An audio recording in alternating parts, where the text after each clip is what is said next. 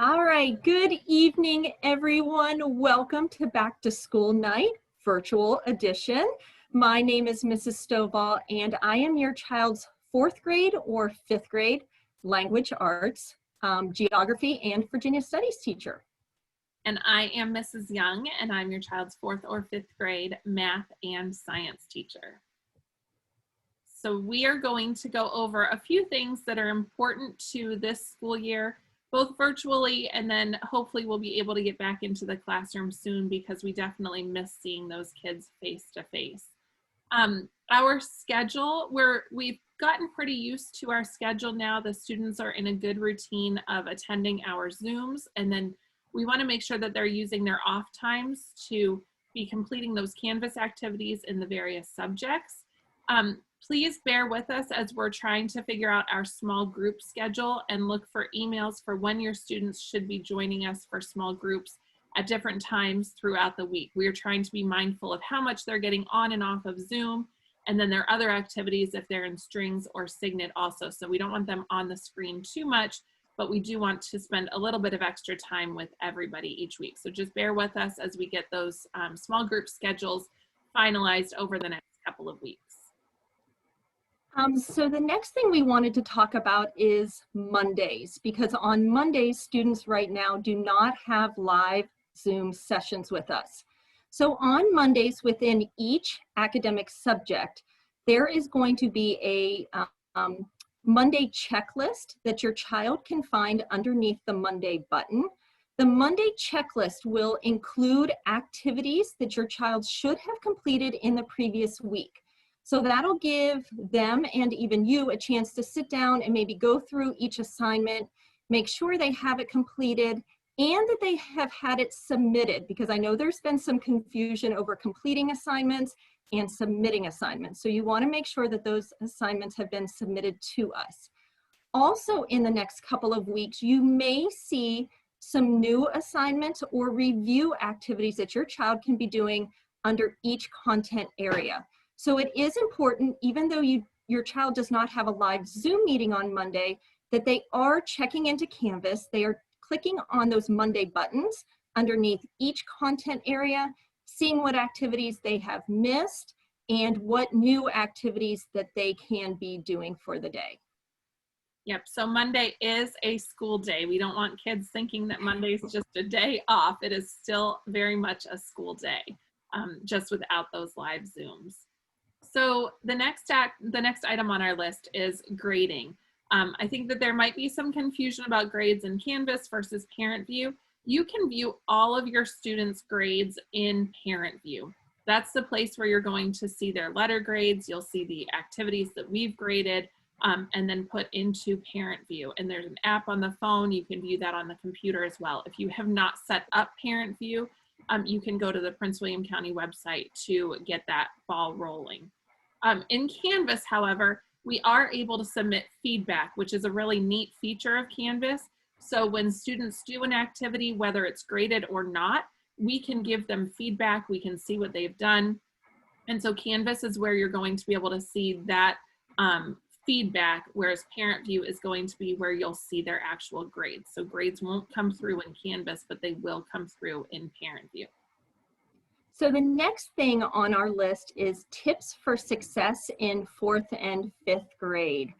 We want our students to be as successful as they possibly can be, even though they are currently working from home. So one of the first things we wanted to talk about was to make sure your child is being an active participant in Zoom. We want your children in those live Zoom sessions. We understand that things are going to come up and they may not be able to make every class, but it is really important that they join us for those 30 to 45 minutes each day for language arts and math. We would also encourage your child to turn their screen on every now and then, let us see them, and they are encouraged to unmic whenever they are asked a question or encouraged to participate in class. So we would really love to see them in those live Zoom sessions. The next thing is following through with Canvas activities. There are Canvas activities in every curriculum area every single day. It is really important that your child keeps up with their activities just as they would if they were in the school building. We're finding that a number of kids aren't doing much through Canvas throughout the week, and then all of a sudden on Monday, they have all of these assignments to catch up on. I know right now they don't have a lot to do during those small group times, which is when they really should be looking at those Canvas activities and seeing what they can complete without having to have that live Zoom instruction. Time management kind of goes along with what I was just saying with the Canvas activities. Your child should be in school from 9 until 3:30. Right now, they do seem to have some downtime on their hands, and that is going to change as we start to get into our small groups. But have your child develop a schedule for themselves throughout the day. What are they doing when they're not in a live Zoom meeting with us? Have them outline when they're working on geography or when they're working on science, math, or language arts activities. If they create a schedule, they're going to have better control over their time management, and they're going to feel more productive in getting their things completed. Be organized, prepared with materials for each class. It's really important that when they come onto those live Zoom sessions, because we only have 45 minutes with them, that they have everything that they need. They know by now which notebooks and which materials they need for language arts, science, math, geography, Virginia studies. So please make sure you help your child find a way to keep those materials organized. I know I have a box that sits behind me that holds my notebooks, and I keep them in order for each class that I teach throughout the day. So that way, when I'm going into a particular class, I can just grab those materials and then they are ready to go. And the last thing I want to throw in there too is in language arts and social studies, I am using the agenda with the kids underneath the camera every day. And that is another way to help the kids stay organized and follow through with those Canvas activities. And I just wanted to point out, Mrs. Stovall said there are Canvas activities in all 4 of the subject areas. The only exception to that is with 4th grade, we alternate between Virginia Studies and Science. But because I have the 4th graders in my homeroom home screen in Canvas will say what subjects they need to work on. So right now it says that the 4th graders are working on language arts, math, and Virginia Studies. And then after this first Virginia Studies unit, or maybe 2 units, I can't remember, but we'll get into science then. So we do alternate with those just with the 4th graders. 5th graders have all 4 subjects every day. Which brings us to our pacing and curriculum for the rest of the first quarter. So we are on pace to complete all of the curriculum for every subject this year. We got a late start to the school year, but all of the pacing has been adjusted. So even though we are only with your students for 45 or 30-minute blocks for each subject during the day, those Canvas activities are really going to be key to them getting through that curriculum. So there's things like taking notes that we might have them do on Canvas, and it's definitely important that they do those things. So we are on track to finish up with the pacing for everything for the school year. As far as we know right now, we're still having SOLs in the spring. So nothing has changed with regards to that. We've just had to kind of tighten things up a little bit. But I've been really pleased, at least so far, with how much we've been able to do in those Zoom sessions and how much the kids are able to do. So our next thing is an overview of the curriculum. So I'm going to go through math and science, and then Ms. Stovall will go through social studies and language arts. And just bear with me a little bit as I look down from my camera so I can read my notes.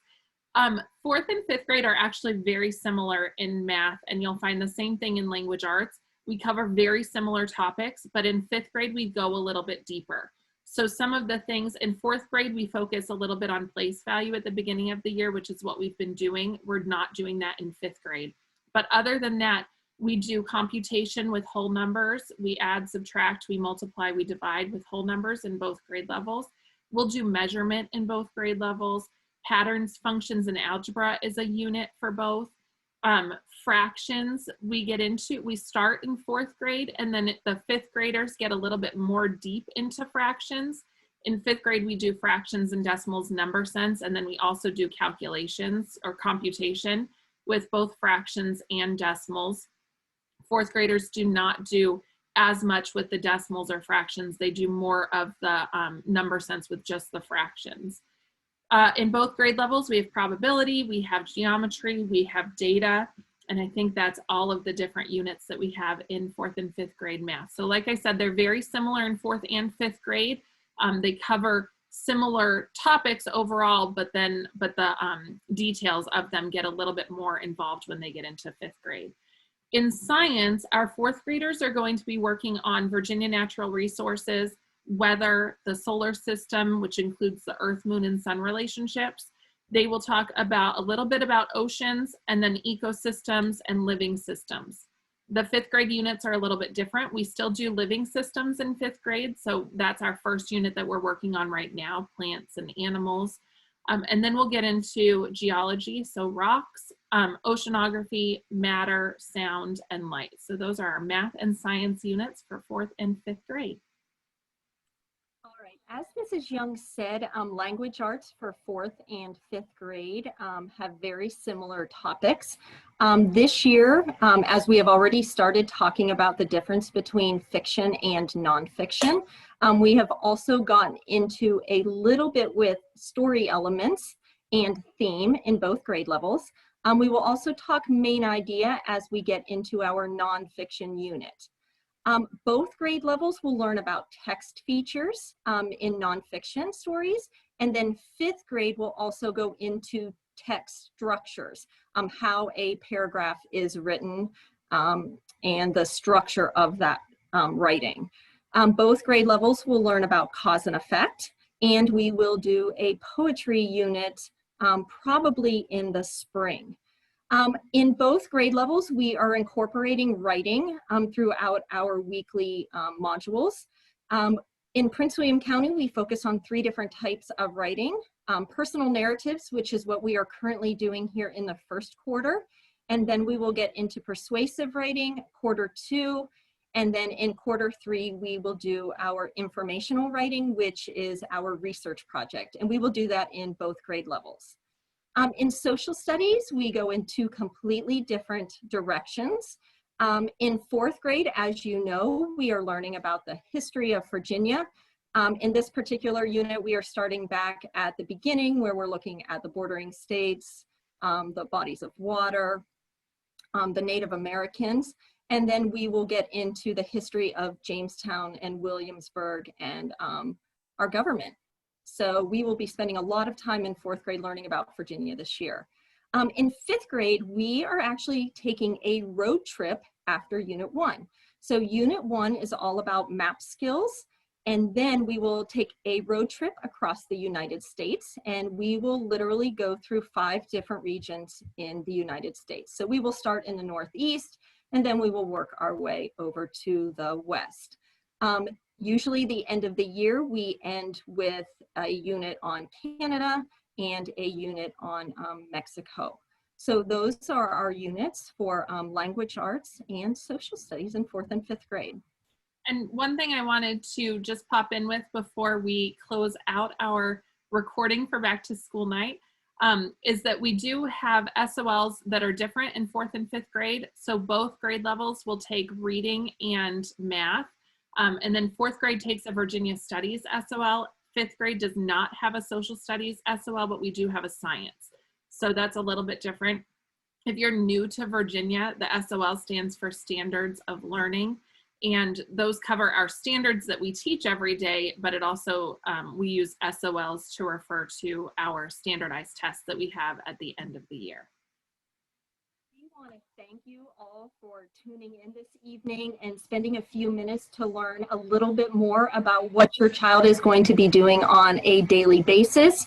I also, and I know I can speak for Mrs. Young on this, we want to thank you for your patience and understanding over these past 3 weeks. We know it has been challenging, but I really feel that each day is getting a little bit smoother. The kids are adjusting a little bit more. And we are learning here at Ashland. We are making progress and the kids are really doing well. As she said in the beginning, we are hopeful that we are able to get back into the building here in the near future. So thank you for joining us. And have a great week.